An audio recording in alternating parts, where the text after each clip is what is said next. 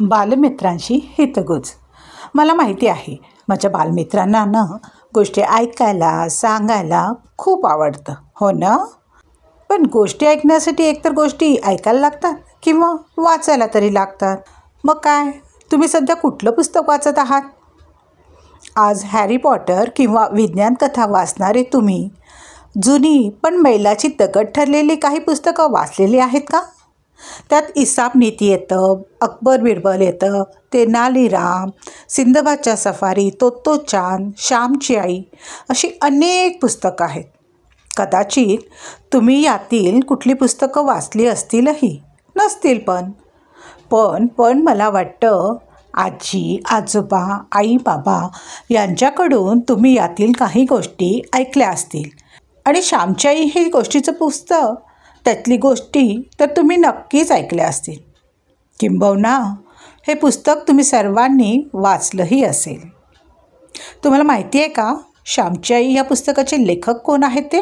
पांडुरंग सदाशिव साने अर्थात साने गुरुजी.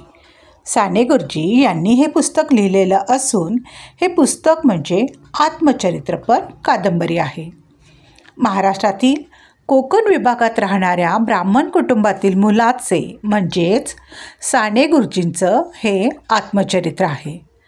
साने गुरुजी यांना लहानपणी प्रेमाने श्याम असं म्हणत असे. रात्रीच्या बैठकीमध्ये मुलांच्या गटाला त्यांच्या आठवणी सांगत हे पुस्तक पूर्णत्वास गेलं आहे. हे पुस्तक साने गुरुजींची आत्मकथा म्हणून ओळखले जाते. साने गुरुजींनी 1933मध्ये नाशिकच्या तुरुंगात असताना फक्त 5 दिवसात लिहिलेलं श्यामची आई हे पुस्तक आजही एक माइलस्टोन अर्थात मैलाचा दगड ठरलेला आहे. हे विशेष.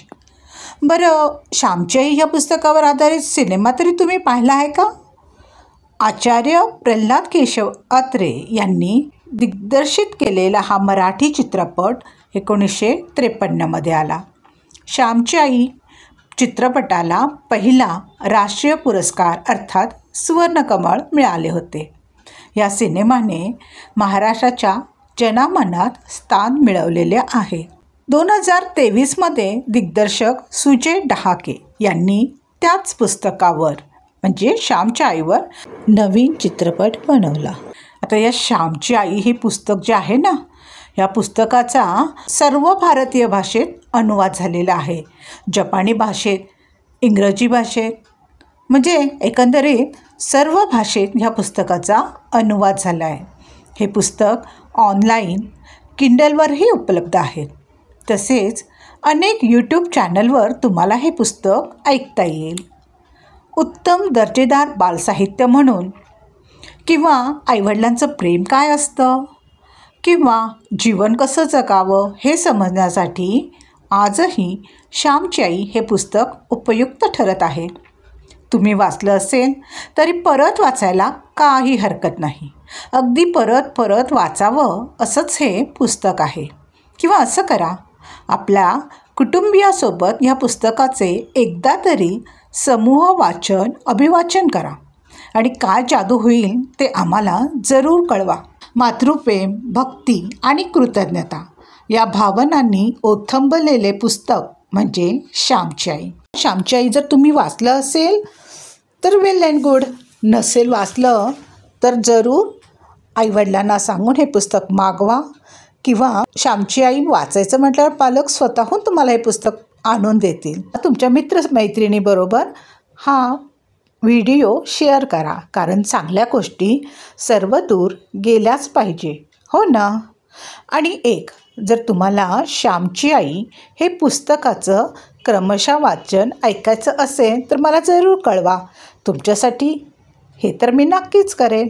तर तुमच्या कमेंट्सच्या मी वाट बघत आहे. ओके.